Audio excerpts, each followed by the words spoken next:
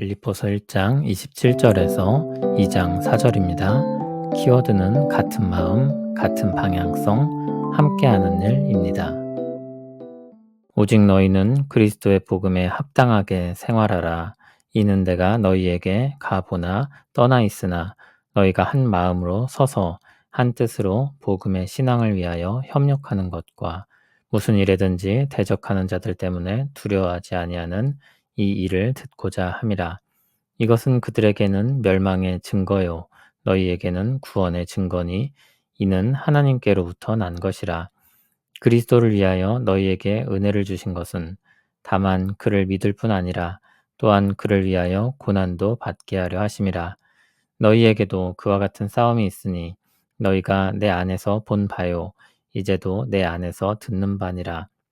그러므로 그리스도 안에 무슨 권면이나 사랑의 무슨 위로나 성령의 무슨 교제나 긍휼이나 자비가 있거든 마음을 같이하여 같은 사랑을 가지고 뜻을 합하며 한 마음을 품어 아무 일에든지 다툼이나 허영으로 하지 말고 오직 겸손한 마음으로 각각 자기보다 남을 낮게 여기고 각각 자기 일을 돌볼 뿐더러 또한 각각 다른 사람들의 일을 돌보아 나의 기쁨을 충만하게 하라.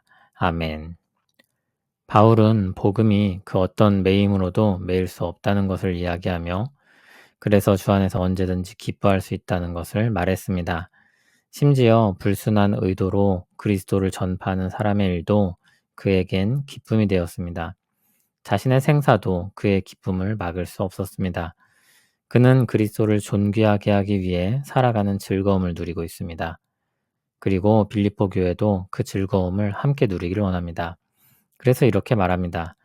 오직 너희는 그리스도의 복음에 합당하게 생활하라. 사도 바울은 빌립보 교회를 향한 뜨거운 사랑의 마음을 가지고 있습니다. 그래서 더욱 그들과 함께 복된 삶을 함께 살아가길 바랍니다.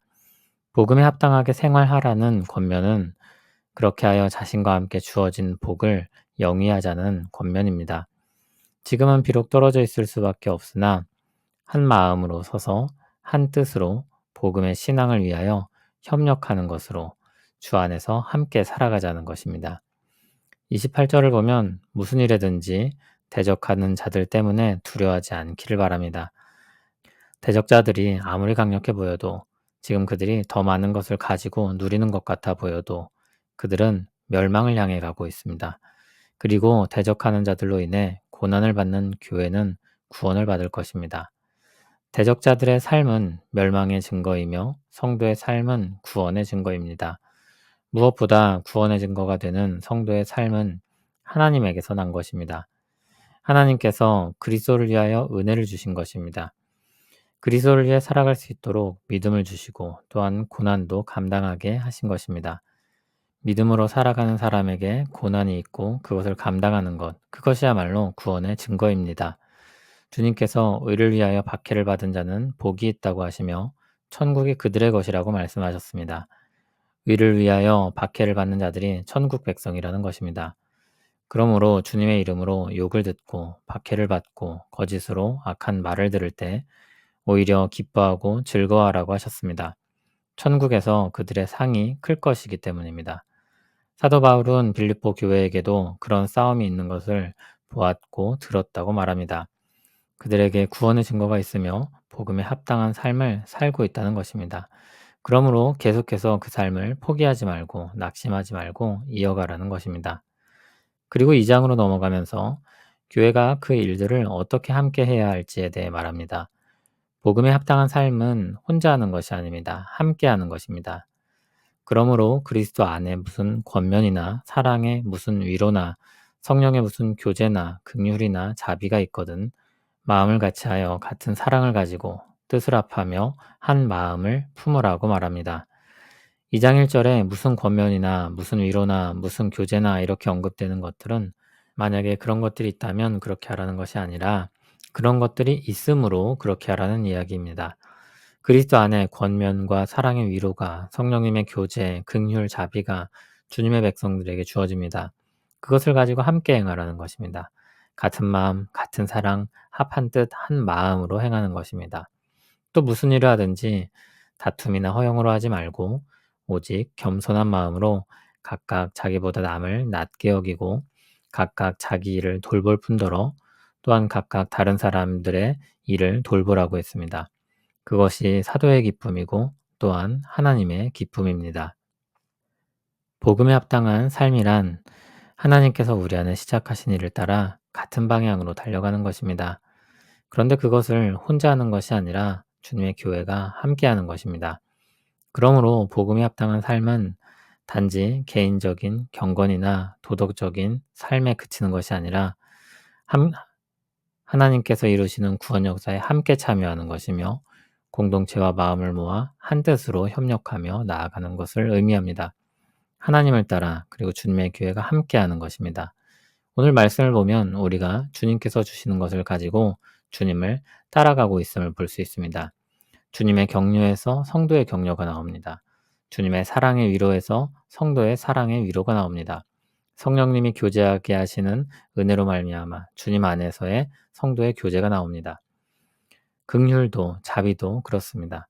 그렇게 한 분 하나님으로부터 나온 은혜로 주님의 교회가 한 방향성을 가지고 가는 것입니다. 이처럼 복음에 합당한 삶은 하나님이 시작하신 선한 일 가운데 그 방향을 향해 함께 뛰는 것입니다. 저마다 시작한 지점이 다를 수 있고 뛰는 속도가 다를 수 있습니다. 중요한 것은 수준이 아니라 방향성입니다. 우리 주 예수 그리스도를 향하여 함께 나아가는 것입니다.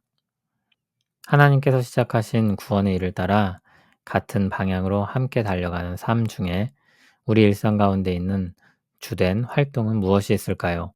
무엇보다 매주 드리는 예배를 생각할 수 있을 것입니다. 같은 방향을 바라보며 함께하는 활동입니다. 예배 가운데 우리는 한 분이신 주님께 마음을 모으고 그분의 말씀 앞에 함께 서며 그분의 은혜로 다시 힘을 얻습니다.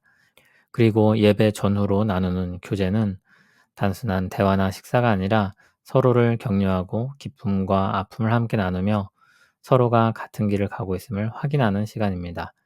함께 있는 것만으로도 위로가 되고 함께 웃고 함께 울 때 복음의 공동체는 더 단단해집니다. 또한 우리는 서로를 위해 기도합니다. 기도는 떨어져 있을 때에도 함께 할 수 있는 일입니다. 기도는 말 없는 동행이라고 할 수 있습니다. 우리 기도를 통해 누군가가 다시 일어나고 그 기도를 통해 방향을 잃지 않을 수 있습니다. 이렇게 우리는 예배하고 교제하며 함께 걸음을 맞추며 갈 수 있습니다. 기도로 함께 힘을 낼 수 있습니다.